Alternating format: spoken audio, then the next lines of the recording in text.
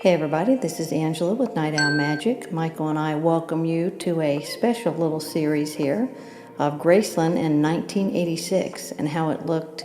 My grandparents took a journey there back then, and I wanted to share those photos with you and some information and tickets and all kinds of things you may have not seen of how things actually looked on the grounds of Graceland.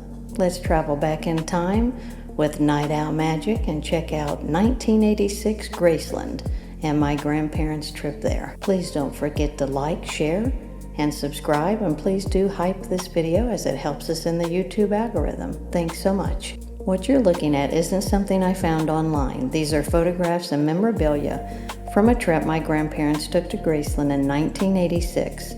Almost 40 years later, these pictures are still with my family. And tonight I want to take you back to Graceland as it looked nearly 4 decades ago through the eyes of my grandparents. This wasn't today's Graceland, this was Graceland in 1986. Elvis Presley had been gone for almost 9 years when my grandparents made their trip, but Graceland was already becoming a destination for Elvis fans from around the world. Graceland had opened its doors to the public on June 7, 1982. By the time my grandparents visited in 1986, fans could tour Elvis's home and experience many of the things that made his life so extraordinary. What makes these photographs special to me is that they're not modern pictures of Graceland. They're photographs taken during my family's actual visit. Imagine arriving here in 1986. Elvis had already become a legend, but instead of seeing him on television or hearing him on the radio, fans could actually walk onto the property where he had lived. They could see the house, they could see the grounds, and for a few hours they could step into the world Elvis had left behind. My grandparents brought their camera with them, and thankfully they documented what they saw.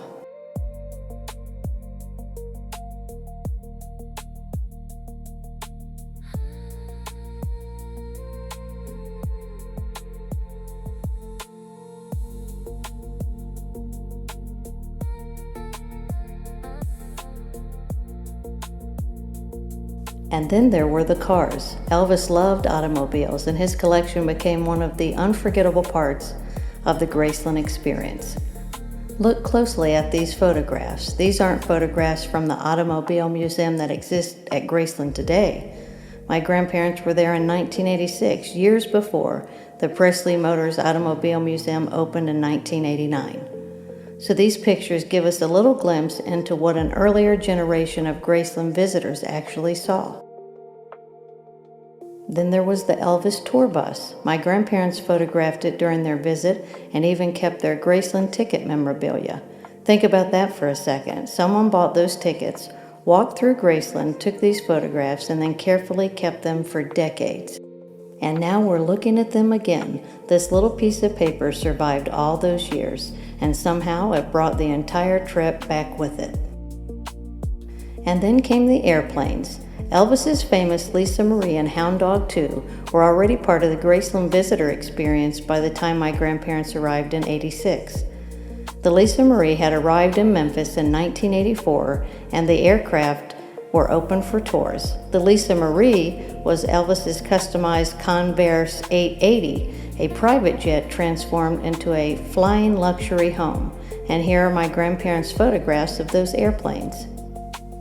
I've also been looking for photographs of some of the souvenirs and memorabilia people could encounter around Graceland during this era.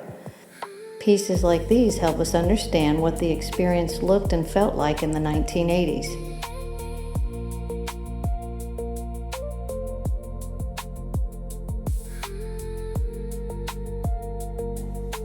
For most people, a photograph from Graceland is a piece of Elvis history.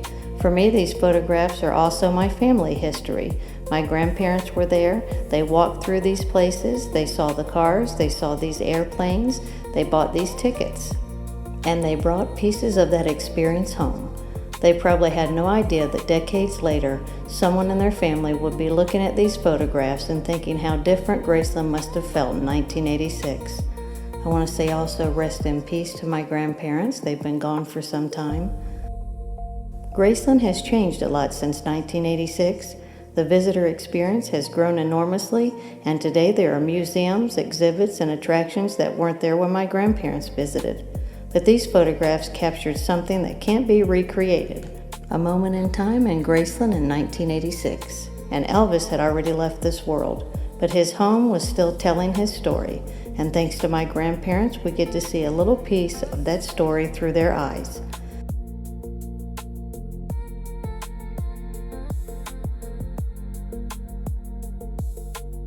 This was a smaller exhibit back in 1986. They didn't have, of course, near the stuff they have today.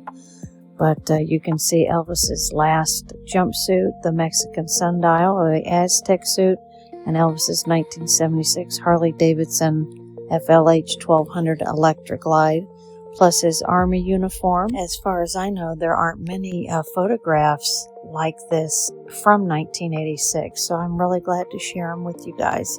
Hope you enjoyed. I'm Angela. This is Night Owl Magic. Thanks for taking this trip back in time with me. TCB TLC, and until next time, please don't forget to like, share, hype this video, and subscribe. It's free. Thanks so much.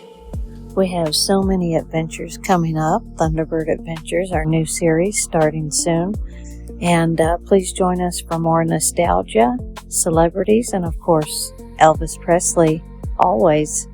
TCB TLC. And if you'd like to make a donation, you can scan the QR codes. Thanks so much.